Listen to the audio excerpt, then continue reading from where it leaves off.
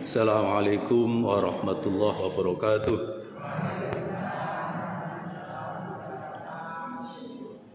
Bismillahirrahmanirrahim. Wassalatu wassalamu ala Rasulillah wa ala alihi wa sahbihi wa mawalah wa la haula wa la quwwata illa billah. Asyhadu an la ilaha illallah wahdahu la syarika lah wa asyhadu anna Muhammadan abduhu wa rasuluhu la nabiyya ba'dah. Allahumma salli wa sallim ala sayyidina Muhammad wa ala alihi wa sahbihi ajma'in. Subhanaka la ilma lana illa ma 'allamtana innaka antal alimul hakim. Para kiai, para ustaz, para sesepuh bini sepuh, alhamdulillah wa syukurillah, imam masjid yang kami hormati, kami muliakan, para pengurus takmiripun dan panitia Ramadan yang saya hormati, dan Bapak Ibu jamaah pengajian yang dirahmati Allah Subhanahu wa taala. Alhamdulillah wa syukurillah, pada hari ini panjenengan kita semuanya masih diberikan nikmat yang agung oleh Allah Subhanahu wa taala. Nikmat iman, nikmat Islam, nikmat sehat, dan nikmat sempat. Amin Allahumma amin. Tidak setiap orang di sekitar kita itu beriman kepada Allah Subhanahu wa taala. Walaupun bisa jadi setiap saat mendengarkan suara adzan, mendengarkan pengajian, mendengarkan tausiah-tausiah di mana saja, tapi kalau belum Allah bukakan pintu hidayahnya, maka keimanan itu masih kemudian tertutup.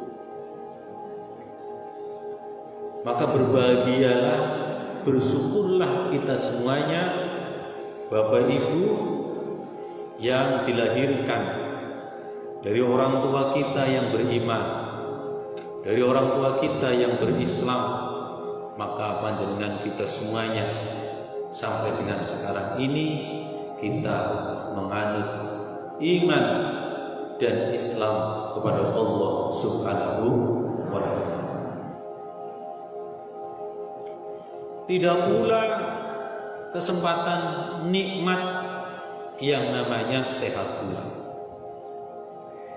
Ada sekian dari saudara-saudara kita, mungkin orang tua panjenengan, mungkin juga keluarga kita, atau pula tetangga kita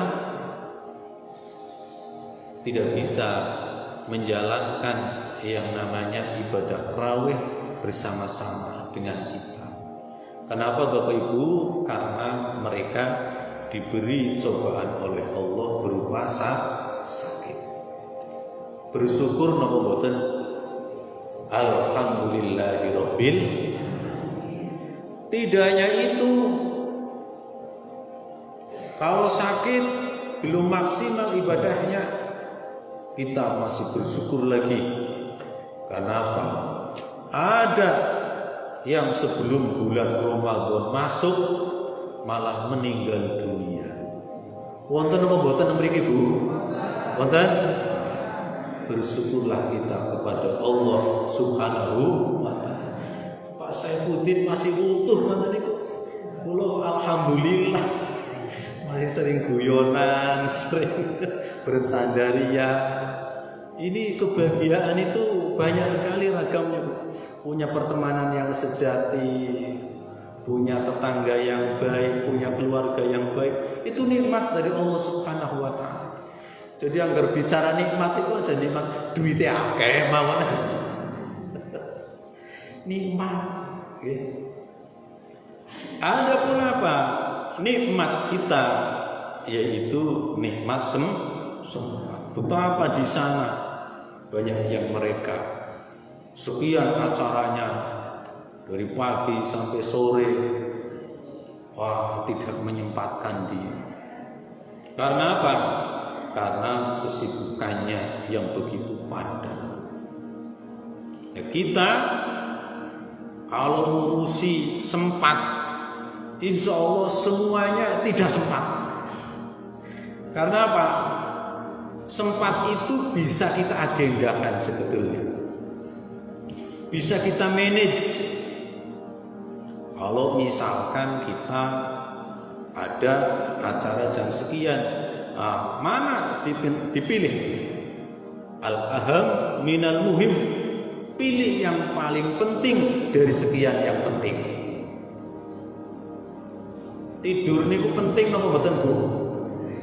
Penting loh, seger kan? Tapi ada yang lebih penting. Apa itu? Yaitu kita bisa memaksimalkan sholat subuh berjamaah. Lebih penting dari sekedar tidur. Ada yang namanya waktu sahur. Jadi sahur itu tidak hanya untuk penguatan fisik saja, tetapi apa? Ada yang lebih penting dari sahur. Apa itu, Bu? Kalau orang sudah bangun, otomatis ia akan sholat malam, zikir, baca Al-Quran, kemudian dilanjutkan sholat qobliyah subuh yang pahalanya luar biasa, dilanjutkan dengan sholat subuh dan ikut pengajian. Ini karena kita kemudian memanfaatkan waktu itu. Ada yang paling lebih penting daripada sekedar tidur. Siapa orangnya, man qoma, siapa orangnya yang bangun, kemudian summa nama, kemudian ia tidur, summa qoma, kemudian bangun lagi, summa nama, kemudian tidur lagi, fahuwa minas surifin. Siapa orangnya bangun tidur, tidur lagi, bangun tidur, tidur lagi, bangun tidur, tidur lagi, maka orang yang demikian itu banyak tidurnya. Kelompoknya termasuk orang-orang pengikutnya Mbah Surip. Puasa kok tidur lulu. Nggih, lagune Mbah Surip kan bangun tidur, tidur lagi. Jenengan ngaten niku berarti termasuk pengikut setianya Mbah Surip. Allahumma ighfir lahu warhamhu wa'afi wa'fu anhu. Almarhum Mbah Surip lagunya seperti itu. Ada yang lebih penting daripada itu. Kalau kita bisa tadarus, kalau kita bisa berjamaah, kalau kita bisa hadir di majelis-majelis taklim, itu yang paling penting. Kalau puasa hanya kemudian tidur, yang namanya bayi itu juga tidur melulu. Jenengan kita semuanya itu bukan bayi lagi. Gini ngomongin, Bu. Maka nanti akan saya ceritakan bagaimana Rasulullah SAW memaksimalkan ibadah puasanya ini. Salawat salam kita aturkan pada junjungan Nabi Agung Muhammad Sallallahu Alaihi Wasallam. Nabi yang menjadi pengikut kita, teladan kita, mohon maaf, menjadi teladan kita. Mudah-mudahan kita bisa mengikutinya dan mudah-mudahan kita kelak mendapatkan syafaatnya di yaumil qiyamah. Amin Allahumma amin. Bapak Ibu yang kami hormati, setiap masuk bulan Ramadan kita selalu diingatkan oleh Allah Subhanahu wa taala. Ya ayyuhalladzina amanu kutiba alaikumusiyam kama kutiba alal ladzina min qablikum la'allakum tattaqun. Hei orang-orang yang beriman, yang tidak beriman tidak baik. Diwajibkan bagi kamu yaitu puasa di bulan Ramadan. Kama kutiba 'alal ladzina min qablikum. Kewajiban puasa Ramadan kepada umatnya Nabi Muhammad sallallahu alaihi wasallam sebagaimana pula diwajibkan umat-umat sebelum umatmu Nabi Muhammad. Supaya apa? La'allakum tattaqun, supaya bertakwa pada Allah Subhanahu wa taala. Kalau melihat ayat ini, kita diingatkan bahwa ibadah puasa yang kita lakukan sekarang ini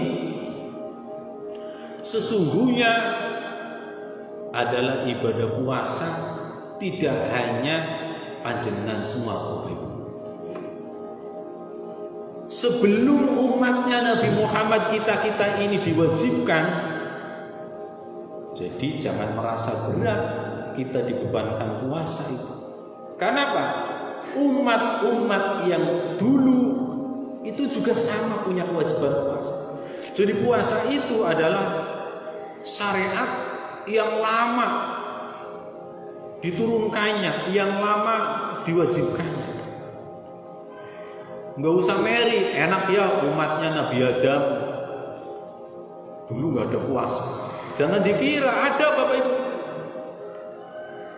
Cuma puasanya, prakteknya, syariatnya berbeda dengan syariatnya Nabi Muhammad SAW. Bagaimana syariatnya? Dulu puasa kita kenal ada yang namanya puasanya Nabi Daud. Abdul Siyam, Siyam Daud.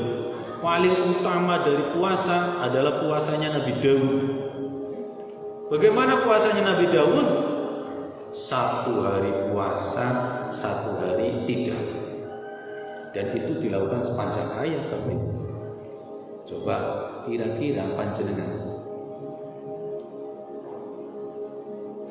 lebih ringan mana puasa sehari tidak, sehari puasa dibandingkan dengan puasa kita dari mulai fajar sampai kemudian maghrib selama 30 hari. Berat mana Bapak Ibu?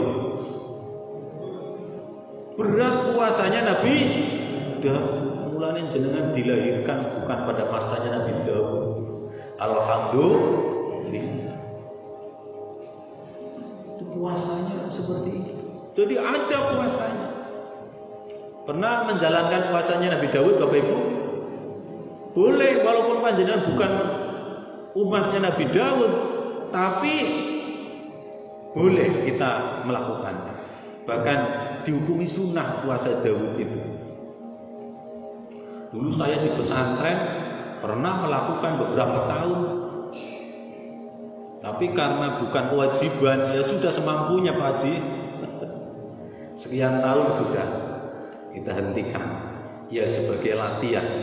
Karena hakikatnya puasa itu kan latihan mengekang hawa nafsu. Biar selama sebulan ini sudah terlatih, nanti di wisuda harapannya 11 bulan kemudian kita kemudian bisa mengendalikannya.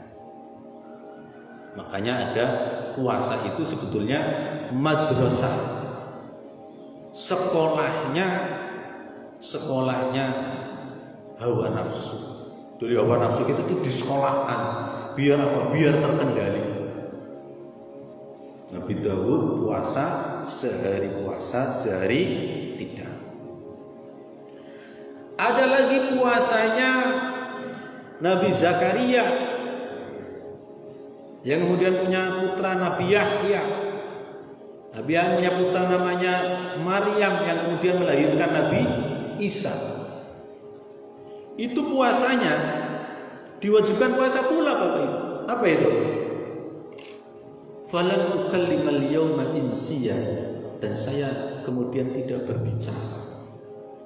Jadi puasanya Siti Maryam, umatnya Nabi Yahya itu putrinya itu adalah puasa tidak bicara. Pak Priyo saged puasa mboten ngendikan dari mulai fajar sampai maghrib kuat Bu?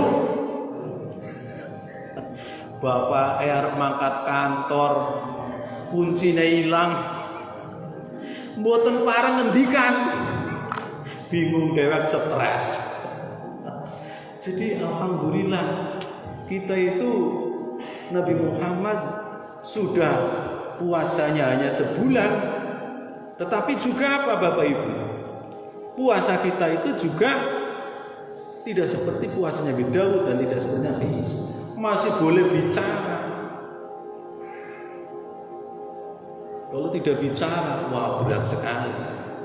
Berat lapar apa berat tidak berbicara? Ini jenengan hitung-hitung. Kira-kira dibandingkan antara tidak berbicara selama berpuasa dengan menahan bicara dengan menahan lapar dahaga, berat mana? Berat semuanya. Iya, berat semuanya. Tapi berbicara ini adalah satu komunikasi yang merupakan fitrahnya manusia. Yang bisa mungkin siapa itu Pak Bu, artis yang tidak bicara itu namanya sinten? Simbad loh, apal banget. Simbad itu nggak berbicara, nggak tahu itu memang dia pengen ini saja atau memang begitu dia seperti itu. Iya itu. Lah ini maka apa? Di dalam syariatnya Allah Subhanahu wa taala itu Bapak Ibu, itu ada syariat-syariat yang memang kalau masih itu dinilai ada kebaikannya, maka syariat itu kemudian dilestarikan. Contohnya apa? Ada syariat yang dilestarikan dulu dari mulai Nabi Adam, Ibrahim sampai Nabi Muhammad sampai sekarang. Apa itu? Haji. Itu haji syariat dari mulai Nabi Adam pertama itu sudah inna awwala baitin wudi'a lin-nas bi Bakkah Mubarak. Pertama tempat yang dibangun untuk beribadah itu adalah Bakkah. Ka'bah. Itu dari mulai Nabi sudah ada haji. Disempurnakan lagi pada waktu zamannya Nabi Ibrahim alaihissalam. Maka kemudian ditata kembali. Makanya kita mengenal ada Hijr Ismail, ada Maqam Ibrahim. Tapi pertama patok-patoknya itu sudah ada zamannya Nabi Adam. Disempurnakan lagi oleh Nabi Muhammad Sallallahu Alaihi Wasallam. Itu dilestarikan. Karena ada kebaikan di sana. Ada yang dilestarikan lagi. Contohnya apa? Khitan. Khitan itu syariatnya Nabi siapa? Ibrahim. Wa idzin tala Ibrahim rabbuhu bikalimatin fatatamma. Ketika Nabi Ibrahim dicoba dengan kalimat-kalimat Allah, fatammahun, maka kemudian ia menyempurnakan kalimat-kalimat itu. Apa itu? Ada yang menjelaskan bahwa perintah menyempurnakan kalimat itu adalah khitan. Jadi khitan putra-putri kita itu sesungguhnya itu pertama kali pada waktu zamannya Nabi Ibrahim. Ibu-ibu dikhitan apa betul? Hukumnya sunnah, tapi kalau bapak-bapak wajib. Dan Nabi Ibrahim, Bapak Ibu, pada waktu khitan di dalam salah satu keterangan dijelaskan ikhtatana Ibrahim samanina sanah biqudum. Nabi Ibrahim itu dikhitan pada usia 80 tahun. Jenengan gak usah membayangkan 80 tahun itu alote kayak apa? Kemudian gedenya kayak apa? Dan itu nabi-nabi dulu itu apa Bu? Usianya panjang-panjang dan fisiknya juga tinggi-tinggi. Maka dalam riwayat Nabi Ibrahim itu dikhitan dengan namanya Qudum. Qudum ini apa? Kamfak. Ya Allah. Haji Saifuddin titik di kampak. Alhamdulillah mboten lahir pada waktu zamannya Nabi Ibrahim. Kalau lahir zaman Ibrahim, kita Bapak Ibu, waduh, susah kita itu. Alhamdulillah sekarang anak-anak kecil saja khitannya sudah nggak terasa. Itu dulu belum ada yang namanya dokter khitan apa mantri khitan kayak kalau di saya Sigal itu ada Pak Tugu Hartono itu. Terus sekarang banyak yang di jenengan daerahnya ya. Itu ada yang namanya khitan model laser, model apa namanya cincin, ada lagi yang anti sakit. Jadi khitan langsung bisa pakai celana, bisa dolanan. Dulu bilang khitan, wah harus main di kali dulu biar apa? Dicucuki karo iwa-iwa kali. Dan cepat mari katanya seperti itu. Lah, itu sejak dari Nabi Ibrahim dilestarikan oleh Nabi Muhammad. Kenapa? Salah satu bukti keislaman kita adalah kita bisa sah ibadahnya kalau sudah khitan. Karena apa? Karena qulub alam khitan itu kalau belum dikhitan itu kalau sholat ya masih mengandung najis, maka harus dibersihkan. Ini dan manfaat-manfaat yang lainnya, terutama ibu-ibu, bapak yang sudah berkeluarga, makan pisang pakai kulitnya dengan enggak pakai kulit nikmat mana Bu? Oh ya mesti pakai enggak ada kulitnya. Lah salah satu hikmah khitan itu juga begitu. Itu dilestarikan oleh Nabi Muhammad SAW. Tapi ada yang tidak dilestarikan. Contohnya apa? Ada syariat tapi tidak dilestarikan. Contohnya adalah pada waktu zamannya Nabi Musa alaihissalam, itu syariatnya kalau orang berbuat zalim, melakukan dosa besar, naudzubillah min dzalik, misalkan zina, atau kemudian membunuh, atau kemudian mencuri. Ada ajarannya Nabi Musa itu yang disebut dengan 10 Commandment, 10 perjanjian Musa di buku Tur Sinai itu. Dan itu yang menjadi syariatnya. Tidak boleh mencuri, tidak boleh berzina, tidak boleh membunuh dan yang lainnya, 7 lagi yang lain.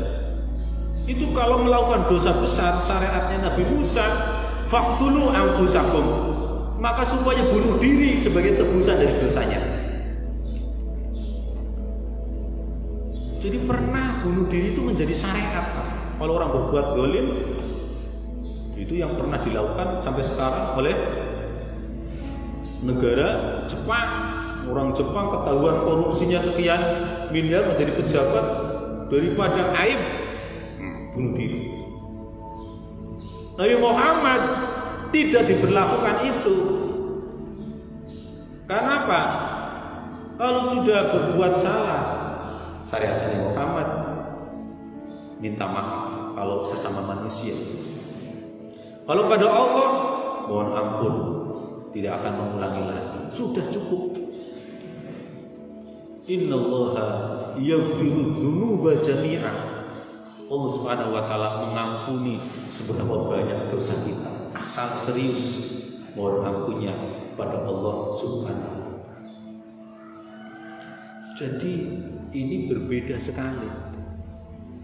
Zamannya Nabi Musa, kalau terkena najis pakaiannya, bajunya, syariatnya Nabi Musa kalau terkena najis itu pakai dipotong Bapak Ibu.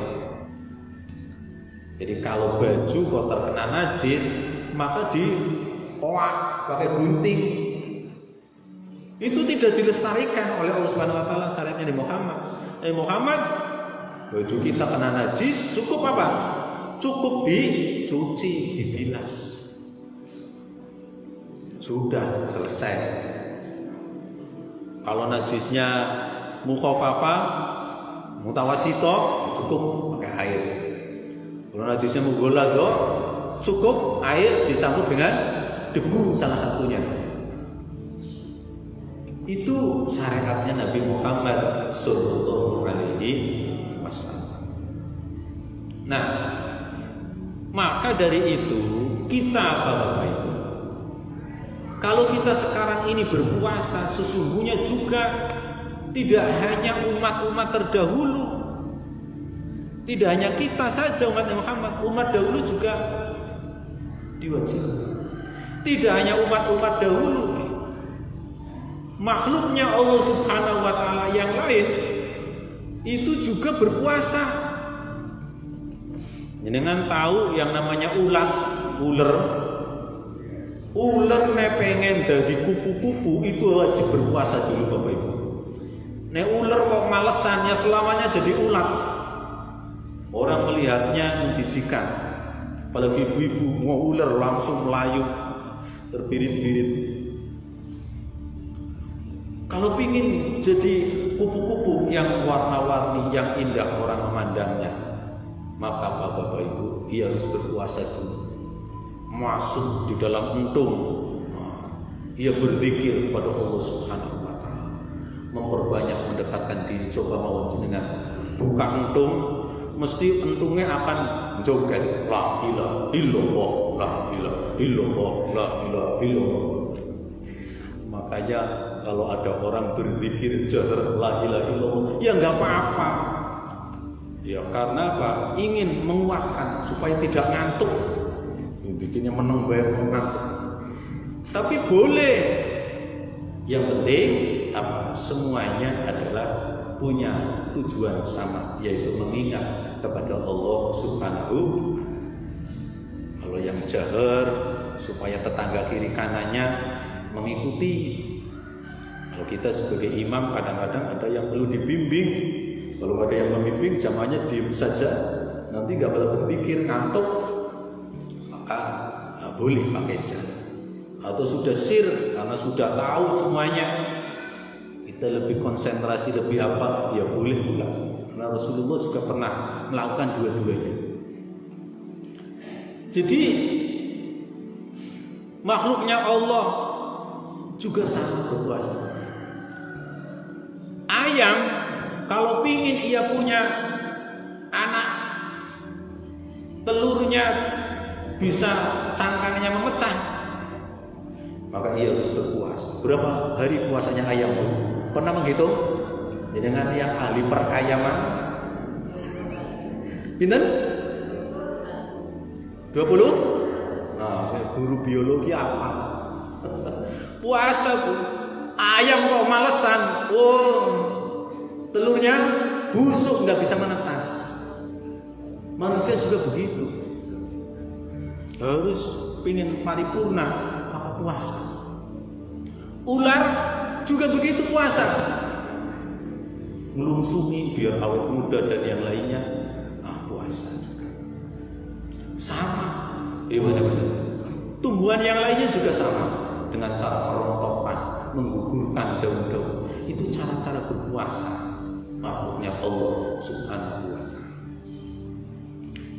Dan kita Bapak Ibu, kalau sudah tahu demikian adanya, bersyukurlah kita kepada Allah Subhanahu wa ta'ala.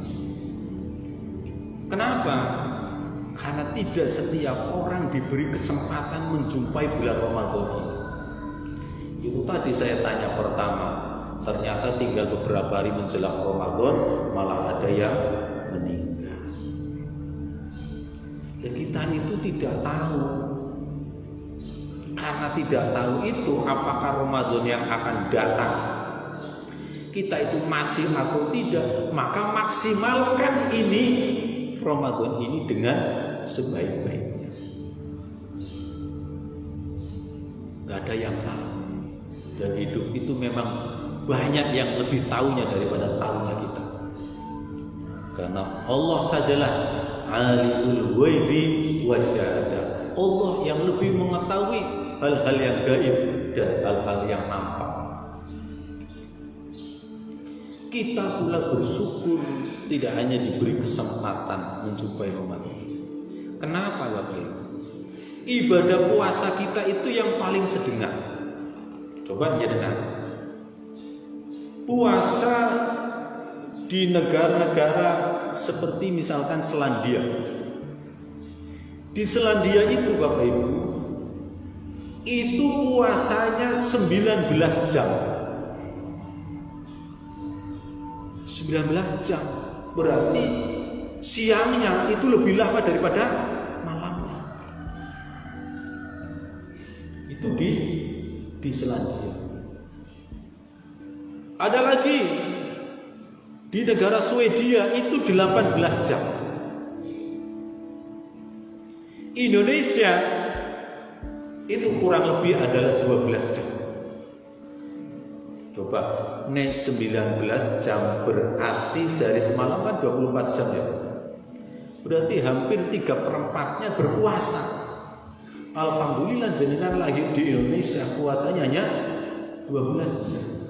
Lama-lamanya itu 13 jam. Yang paling sebentar puasanya itu adalah di New Zealand. Mana itu Bu? Selandia Baru. Itu hanya sekitar 9 jam. Jenengan pengen cepat puasanya cepat buka, nah jadi warga Selandia Baru berikut. Ini bersyukur kita kepada Allah Subhanahu wa Ta'ala. Nah, cara bersyukurnya kita bagaimana? Yang paling penting ini Bapak Ibu.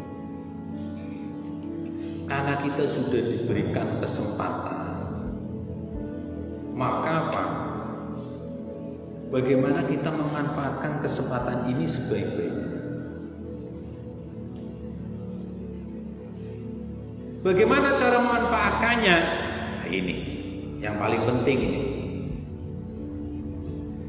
Caranya Allah Subhanahu wa Ta'ala kita selalu diingatkan.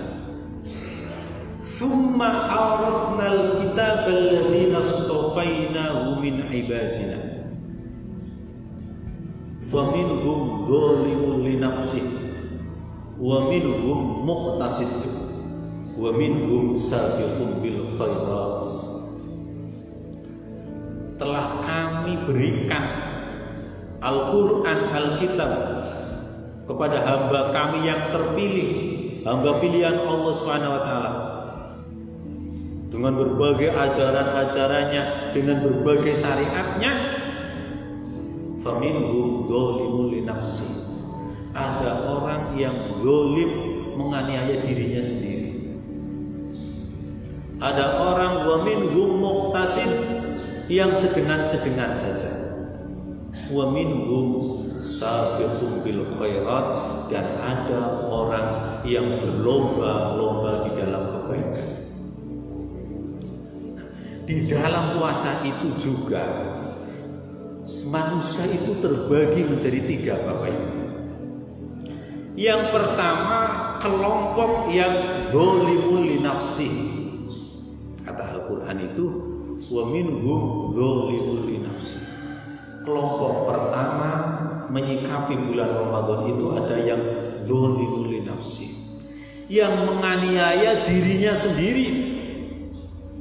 Sudah tahu puasa itu kewajiban, sudah tahu bahwa puasa itu wajib menahan daripada hawa nafsu, tetapi menganggap puasa itu adalah seperti halnya bulan-bulan biasa. Akhirnya apa? Dengan santainya, sudah lapar dagang, lah tak buka baik. Hari pertama, hari kedua masih lapar banget.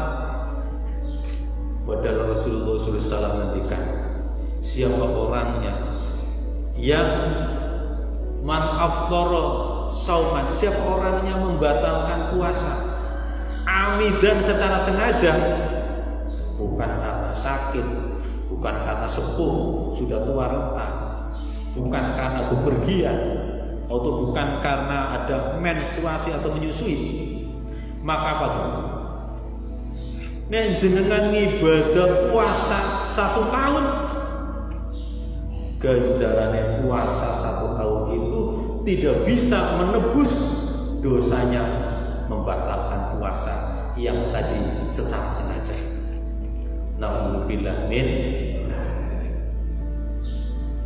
Jadi dosanya membatalkan puasa dengan sengaja yang tidak ada uzur, itu kalau ditebus dengan puasa setahun di bulan Ramadan, itu tidak bisa mencukupi. Artinya apa? Kita jangan mudah kemudian menuruti hawa nafsu kita. Ada orang yang menganggap bulan Ramadan itu biasa saja. Biasanya nggak jamaah ya nggak jamaah. Biasanya nggak duha ya nggak duha. Biasanya nggak tadarus ya nggak tadarus. Harus ada perbedaan di sini. Kalau seperti itu namanya, kata Allah, wa minhum dzalimun li nafsi, orang yang menganiaya dirinya sendiri. Padahal kata Rasulullah SAW, siapa orangnya yang diberi usia sudah 40 tahun tetapi ibadahnya malah semakin malas-malesan menjadi-jadi, tidak semakin mendekatkan diri kepada Allah Subhanahu wa taala. Fa batnul ardi khairun min dhuhriha. Perut bumi itu lebih baik daripada permukaan bumi. Maksudnya apa? Maksudnya kalau ada orang wis 40 tahun, jenengan usianya sudah berapa tahun Bapak Ibu? 17 apa 71? Aku pengen 17 mawon. Sudah mendekat. Sudah usia-usia jelita, jelang 50 tahun. Ada yang masih jelita, jelang 50 tahun. Atau ada yang usianya lolita, lolos 50 tahun. 50 tahun masih diberikan kehidupan. Iki Pak Saifuddin dan Saifuddin ini sudah usia lolita, lolos 50 tahun. Sudah belum Pak Haji? Sudah nggih? Kalau saya ya sudah masih ini jelita. Saya hampir Pak Haji. Jelang 50 tahun. Itu kalau usia jelang 40 tahun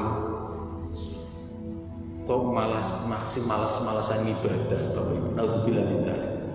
Mati itu adalah lebih baik daripada masih hidup. Naudzubillah min. Artinya apa? Jenengan kita semuanya sudah merasa sudah tidak muda lagi. Sudah tenaganya enggak seperti kuat yang dulu. Nikmat-nikmat kita semakin dikurangi. Itu kan banyak tanda-tandanya Allah Subhanahu wa taala. Apa Bu? Rambutnya sudah semakin 1-2, sudah ada yang memutih, sudah melewati dunia hitam. Jadi jenengan itu sekarang kalau rambutnya yang sudah yang putih itu artinya selamat kita melewati dunia hitam. Sudah memasuki dunia putih. Artinya apa? Supaya ingat, ojo makan maksiat, jangan malas-malasan. Ingat itu sudah putih, ingat kain kafan. Begitu maksudnya. Dulu kita makan itu nikmat sekali. Gini apa betul Bu? Iya. Sekarang kenikmatan makan itu semakin berkurang. Dulu makan daging enak sekali, sekarang banyak daging, kolesterol dan yang lainnya semakin dikurangi. Dulu mungkin minum manis, sekarang sudah semakin minum manis sudah terasa manis itu. Dan yang lainnya. Bahkan tidur kita itu juga semakin tidak normal. Sedikit-sedikit bangun. Supaya apa? supaya bangun kita itu dimanfaatkan mendekatkan diri kepada Allah Subhanahu wa taala. Makanya bulan puasa ini Ibu Bapak, jangan malah jenengan perlu yang namanya sedikit tidur. Bukan sedikit-sedikit tidur. Beda lah ya. Sedikit tidur dengan sedikit-sedikit tidur. Ngeroke pengajian sedikit-sedikit tidur ngantuk lah. Bar tarawih sedikit-sedikit tidur. Sekarang dalil tidurnya orang berpuasa adalah ibadah. Mulai sekarang dalil itu jangan dipakai. Habis tarawih tidur, yo tadarus dulu. Tidurnya orang berpuasa adalah ibadah. Bersubuh tidur lagi, dalilnya sama. Tidurnya orang berpuasa ibadah lah, tidur lagi. Padahal kalau kita lihat Rasulullah SAW, Bapak Ibu, puasa itu justru dia semakin ibadahnya itu luar biasa, tidak mengurangi aktivitas hariannya. Coba itu, perang Khandaq itu terjadi pada waktu bulan Ramadan. Perang Khandaq itu perang di mana Rasulullah untuk melawan pasukan orang-orang kafir itu harus menggali parit. Itu idenya Salman Al-Farisi. Panjangnya sekian kilometer, dalamnya sekian meter, lebarnya sekian meter. Supaya apa? Supaya musuh-musuh orang kafir ini tidak bisa menerobos barisan orang kafir. Barisannya Rasulullah bersama para sahabatnya. Pasukannya lengkap, orang kafir, pasukan berkuda, pakai tameng, pakai panah dan yang lainnya. Rasulullah pasukannya sedikit. Bagaimana ini tidak bisa menerobos? Digali parit Bapak Ibu. Itu terjadi pada waktu bulan Ramadan. Jadi bisa membayangkan menggali parit di bulan Ramadan. Macul loh Pak. Kalau macul kita nanti ada harapan panen salak atau panen apa. Rasulullah enggak. Tapi itu dilakukan. Pejuang-pejuang kita hari kemerdekaan 17 Agustus itu terjadi pada waktu bulan Ramadan. Itu tidak dicapai kemerdekaan itu dengan cara tidur-tiduran. Pejuang-pejuang kita itu di bulan Ramadan melawan penjajah. Artinya apa? Ramadan itu bukan merupakan hari malas-malasan, tetapi bagaimana kita semakin hebat ibadahnya. Ada orang yang kata Allah Subhanahu wa taala termasuk kelompok zalimul nafsi, orang yang menganiaya dirinya sendiri ini. Jadi antara Ramadan orang Ramadan padha wae sami mawon. Naudzubillah min. Ada perlu kita penataan. Minimal ada kenaikan. Yang kedua, wa minhum muqtasidun. Sebagian kelompok itu ada yang sedengan mawon. Sedengan itu ya artinya ia menjalankan ibadah puasa pula. Ia menjalankan tarawih, ya tarawih pula. Tetapi sekedarnya saja menggugurkan kewajiban, tidak memaksimalkannya dengan sebaik-baiknya. Golongan yang kedua ini disebut dengan golongan muqtasid. Jadi kalau di awal-awal bulan puasa, barisannya dari depan sampai luar masjid sana itu penuh sekali. Sampai kemudian 1 sampai tanggal 7 Ramadan masih penuh. Begitu 7 Ramadan sampai 15 semakin mengurangi. Itu namanya golongan muqtasid. Jadi ibadah-ibadah amat-amat ayam. Semangatnya malah di awal, terakhirnya semakin orang anget. Tidak semangat. Padahal Rasulullah, kalau kita lihat-lihat ibadah-ibadahnya Rasulullah, semakin mendekati akhir Ramadan dari awal bahkan semakin melaju, malah semakin hebat ibadahnya. Iya Bapak. Sadda min zarhu wa ayqadha. Ia mengikatkan ikat pinggangnya, artinya menjadikan tidur untuk iktikaf. Kemudian membangunkan keluarganya untuk bangun malam. Yang kedua kelompok muktasid. Muktasid itu ya STMJ. Nopo itu? Sholat terus maksiat jalan. Puasa tapi masih gibah ngerasani. Puasa tapi masih namimah mengadu domba.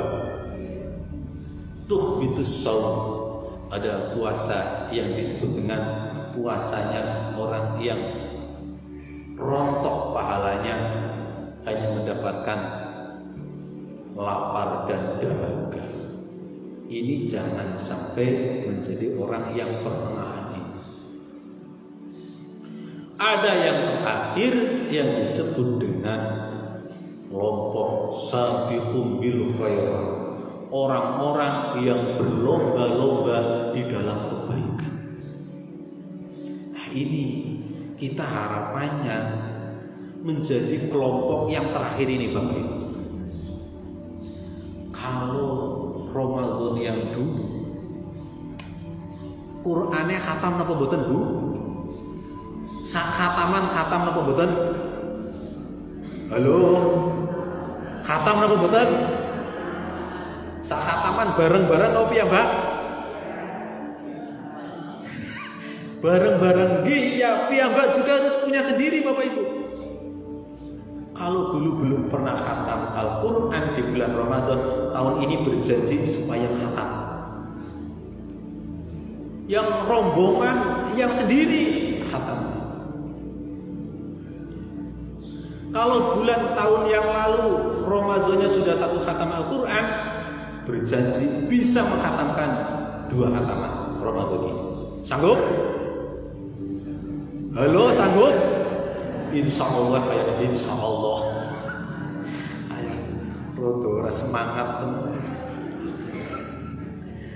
Kalau sudah 2 kali khataman Al-Quran, naikkan lagi grade-nya 3 kali khataman. Nen jenengan bisa melampai kayak Imam Syafi'i, alhamdulillah. Imam Syafi'i radhiyallahu anhu itu kalau bulan Ramadan Bapak Ibu, sinten sing badhe niru Imam Syafi'i? Sinten? Nek saged monggo dilampahi. Imam Syafi'i kalau bulan Ramadan mengkhatamkan Al-Quran selama sebanyak 60 kali khataman. Haji Saifuddin pinten khataman? Kepingin nonggem bumbuan apa 60? Ya Allah. Sudah orang yang alim, ibadahnya luar biasa. Jarang kita temukan orang-orang seperti Imam Syafi'i di masa-masa sekarang. Iya, berarti nek sehari awit mulai subuh nganti maghrib itu sak khataman Bu. Baru mulai maghrib ngantos subuh 1 khataman, berarti sehari 2 kali khataman. Jenengan ping pinten? Sehari 2 kali khataman, berarti dalam 1 bulan 2 dikalikan 30, 60 kali khataman. Luar biasa. Karena Imam Syafi'i hafal Quran, nenggene salat itu dibaca. Njenengan salat pakai bacaan-bacaan surat Al-Baqarah mboten teng mriki. Napa perlu dicoba Pak Haji? Kala-kala Pak Priyo dicoba 1 terawehan 1 juz wantun Bu. Ayane angger 1 juz pas hari itu mungkin sudah berapa rakaat sudah bokak aku kapok melu nafis. Lah panjenengan Seperti di Masjidil Haram, itu satu hari satu terawehan satu juz. Nanti di akhir terawih itu sudah saat tamat. Itu dinikmati betul, Bu. Jenengan terawih pengen golek sing cepet. Ada terawih baru beberapa rakaat karena imamnya bacaannya surat-suratan panjang, wis bekak-bekuk.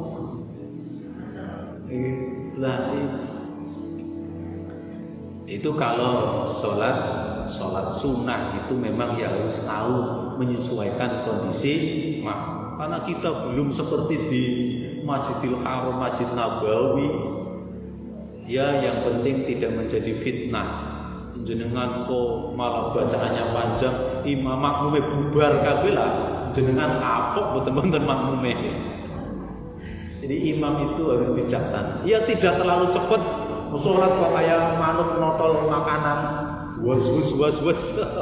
Allahu Akbar, sami'allahu liman hamidah. Sampun kasihan di belakang ada bapak-bapak sudah penyakitnya encok. Kalau cepet lah naik turun. Begitu pula jangan terlalu lama.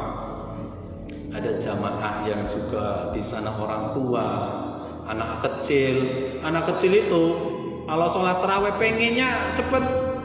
Kadang-kadang malah sedikit-sedikit tanya, bisa lebih rakaat.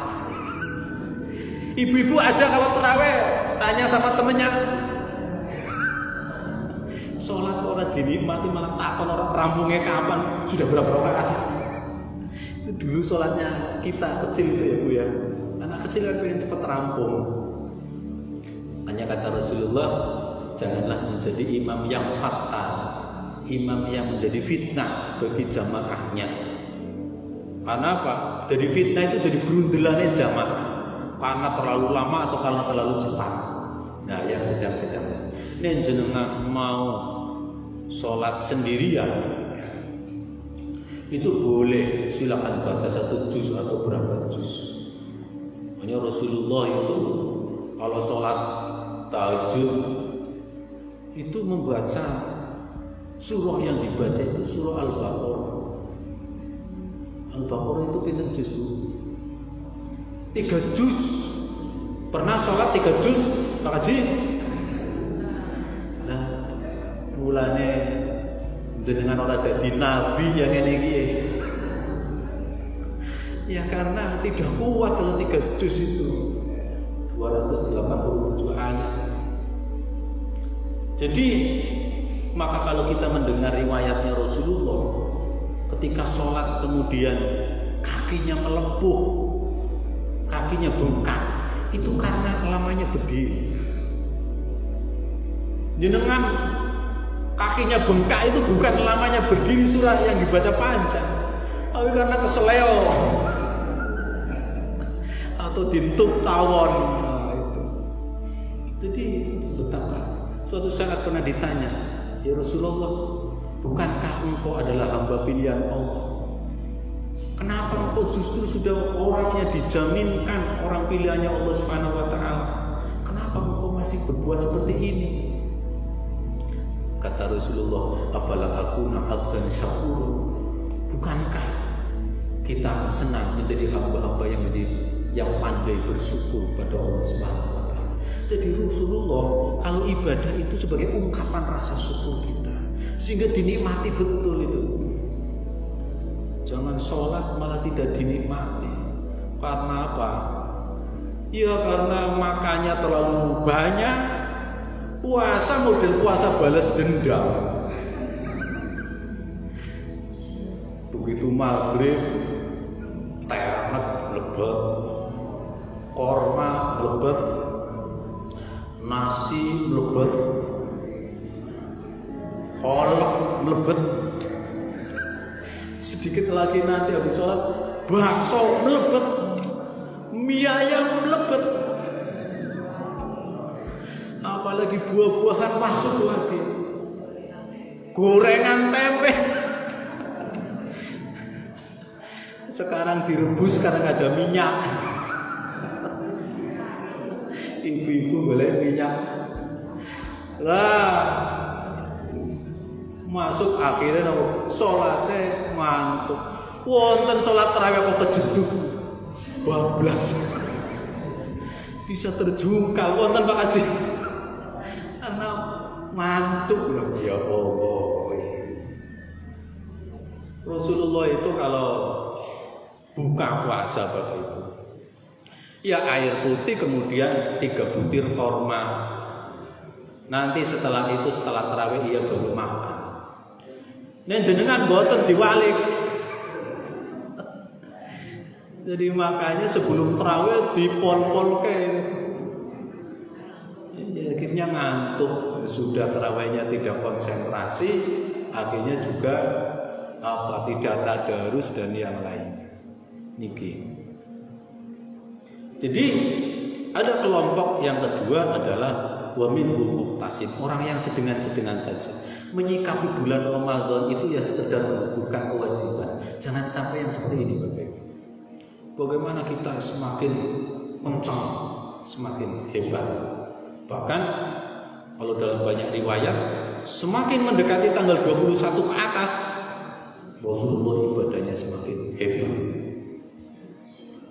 Yang ketiga ada wa minhum sabiqun bil khairat. Orang-orang yang berlomba-lomba di dalam kebaikan. Kalau perlombaan yang namanya menjadi kepala desa, mungkin ada yang tersakiti. Dan karena yang jadi cuma satu. Perlombaan menjadi pemimpin Banjarnegara, calon-calon bupati, yang jadi cuma satu, dan itu akan menimbulkan pertikaian. Biasanya paling tidak ada gesekan. Tapi apa? Perlombaan di dalam beribadah tidak akan menimbulkan yang namanya gesekan. Junungan datang di masjid, sholat subuh, shaf awal, nggak ada yang ngaruh-ngaruhi. Karena shaf yang paling terbaik, barisan terbaik dalam sholat adalah shaf yang paling terdepan. Berlomba-lomba. Bagaimana? Kalau dulu Ramadan tahun yang lalu belum khatam, 1 khataman, berjanji Ramadan ini harus 1 khataman. Kalau dulu belum, baru 1 khataman, diniatkan lagi bisa 2 khataman. Kalau sudah 2, supaya 3, minimal berarti 1 hari 1 juz. Berapa Bu? 3 juz. Biar nanti 1 Ramadan selama 3 kali khatam. Jadi 1 hari 3 juz. Bisa apa enggak Bu? Insya Allah bisa itu. Nanti 10 hari 1 kali khatam, 20 hari 2 kali khatam, 30 hari 3 kali khatam. Itu kalau bisa selama 1 minggu jenengan bisa khatam. Jadi nanti bisa 4 kali khatam. Dulu saya pernah juga yang namanya di pesantren Al-Quran Tahfidz. Itu kalau tarawih di Jogja saya dulu, itu ada orang khusus, orang santri-santri, saya bersama kiainya. Kalau mulai tanggal 1 sampai tanggal 15 itu tarawihnya 1 kali khataman di dalam tarawih loh. Berarti setiap tarawih itu adalah membaca 2 juz. Nanti tanggal 15 sudah khatam 1 juz. Nah, mulai tanggal 16 sampai dengan tanggal 25, berarti berapa hari? 10 hari. Maka kemudian 1 kali khataman. Berarti setiap tarawih itu 3 juz. Mulai tanggal 26 sampai dengan tanggal 30 itu 1 kali khataman. Katakanlah berarti dari tanggal 26 sampai ke tanggal 30 berapa ribu? 5 hari. Katakanlah berarti 1 kali khatam, 1 kali tarawih itu adalah 6 juz. Jenengan pernah sholat tarawih 6 juz? Perlu dicoba apa mboten? Itu dari mulai Isya kemudian nanti selesainya jam 1 Bapak Ibu. Itu hanya orang-orang tertentu. Kalau orang hafidho di sana dulu begitu. Jadi hanya beberapa orang saja memang niat temenanan Pak Haji, mboten niat, mboten gadi. Tarawih sampai jam 1 malam. Iya. Jadi ini kita kadang-kadang pengennya yang cepet-cepet, bacanya dari mulai At-Takasur sampai An-Nas. Kadang-kadang ada yang waladhdallin amin, bismillahirrahmanirrahim, Yasin, Allahu Akbar. Ada yang seperti itu. Nah, nanti tumak ninanya di mana? Jadi ada berlomba-lomba. Sudah sholat tarawih, boleh nggak sholat malam lagi? Boleh Bapak Ibu. Jadi sudah sholat tarawih, sudah witir, nanti malam bangun, sholat lagi nggak apa-apa. Sholat tahajud, sholat hajat, dan sholat yang lainnya, i'tikaf. Yang penting tidak perlu sholat witir lagi. Karena apa? Kata Rasulullah SAW, la witroni fil lail. Tidak ada 2 sholat witir di dalam satu malam. Jadi jenengan habis sholat tarawih terakhir kan biasanya ditutup oleh sholat witir 3 rakaat misalkan. Itu nanti malam boleh bangun jenengan sholat lagi tahajud, hajat, sholat tasbih, sholat yang lainnya. Nah nanti tidak perlu witir lagi. Yang dilarang itu sholat witir 2 kali. Karena sholat witir itu adalah sholat yang ganjil. Tadi sudah 3, nanti habis tahajud witir lagi 3 lagi, jadi berapa Bu? 6 itu ganjil apa genap? Genap, maka nggak boleh. Dan sunnahnya sholat witir itu adalah sebagai penutup sholat malam. Sunnahnya, kalau tidak bisa ya tidak apa-apa. Yang penting kalau sudah witir, nanti malamnya setelah sholat malam tidak perlu witir lagi. Sholat ganjil sebagai penutup bahwa kita itu hanya butuh kepada yang maha ganjil, Allah Subhanahu wa ta'ala. Curahkan keluh kisah kita kepada Allah Subhanahu wa ta'ala. Curahkan harapan-harapan kita yang selama ini belum terlaksana di bulan Ramadan itu, curahkan kepada Allah Subhanahu wa ta'ala. Witir kepada yang maha ganjil. Sinten niku? Allah Subhanahu wa ta'ala. Yang terakhir, saya ingin menutup pengajian ini dengan salah satu kisah, bahwa dulu ada seorang raja yang memerintahkan kepada pasukannya, malam ini kita akan berjalan pada satu tujuan dan tidak boleh ada satu pasukan pun yang membawa obor, gelap gulita. Dan saya perintahkan semuanya wajib membawa kantong. Setiap apa yang engkau tersandung dari kaki kalian, maka ambillah itu dan masukkan ke dalam kantong itu. Siap, siap. Berjalan di antara pasukan itu. Ada satu pasukan yang cuek bebek. Ngapain jauh-jauh gelap gulita, suruh ngambil batu yang kesandung kita dimasukkan. Sudah jauh, semakin banyak batunya, maka semakin berat beban kita. Ada orang pasukannya itu tidak membawa apa-apa sampai tujuannya. Yang kedua, ada pasukan yang melakukan titah raja itu dengan sekedarnya. Yang penting raja memerintahkan ya wajib kita taati.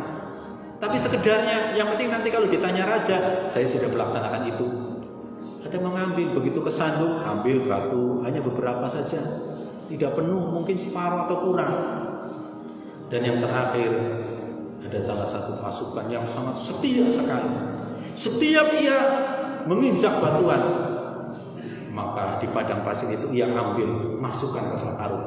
Setiap menginjak lagi, masukkan. Sampai penuh itu. Dan semakin ia penuh, maka semakin berat kemudian ia membawanya sampai pada tujuan.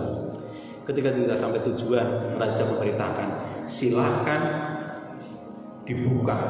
Yang pertama, orang yang tadi membawa beban berat itu tadi, setiap batu. Begitu dibuka, isinya intan berlian, maka ia sangat senang sekali. Ternyata beban kita terlunasi dengan mendapatkan. Silakan itu dimiliki oleh kalian. Bahagia sekali. Yang kedua, orang yang sedengan saja itu, begitu melihat temannya ternyata isinya intan berlian, ia sangat senang, tetapi juga sangat sedih. Kenapa? Kenapa tidak membawanya dengan sebanyak-banyaknya dan memenuhi yang namanya karung itu? Ia hanya mendapatkan sebagiannya saja. Yang pertama tadi, yang tidak melaksanakan perintah raja, bahkan mengajukannya, sudah tahu temannya mendapatkan intan berlian yang satu karung, ada yang separuh, malah ia dibuka, tidak mendapatkan apa-apa. Saya ingin mengatakan bahwa kisah ini adalah seperti juga perintah kita di dalam bulan Ramadan ini. Ada orang yang memanfaatkan Ramadan ini dengan sebaik-baiknya. Itulah orang seperti orang yang terakhir tadi. Ia memaksimalkan perintahnya Allah Subhanahu wa taala, tadarusnya, dukanya, sedekahnya, iktikafnya, tarawihnya. Ia maksimalkan semuanya dan menjaga agar supaya perintah raja ini, Allah ini adalah tidak ada yang membatalkannya. Gak ada yang sia-sia. Itulah orang-orang yang tadi sabiqum bil khairat, berlomba-lomba dalam kebaikan. Yang kedua adalah seperti orang yang pertengahan, hanya mengambil saja, ya sekedarnya tarawih, sekedarnya puasa, tetapi masih STM jin, sholat terus masih maksiat jalan. Ini orang yang pertengahan, seperti tadi yang membawanya sebagiannya saja. Dan jangan menjadi orang yang apapun, yang tidak membawa apa-apa.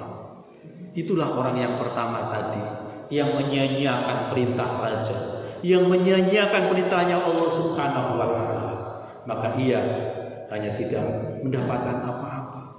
Kam min shaimin laisa lahu min siyamihi illa al-jum'ah. Betapa banyak orang yang berpuasa tetapi ia tidak mendapatkan apa-apa dari puasanya. Hanya dapat lapar dan apalagi tidak berpuasa, naudzubillah min, tidak mendapatkan apa-apa. Mudah-mudahan kita semuanya lewat pengajian yang singkat ini ada manfaatnya.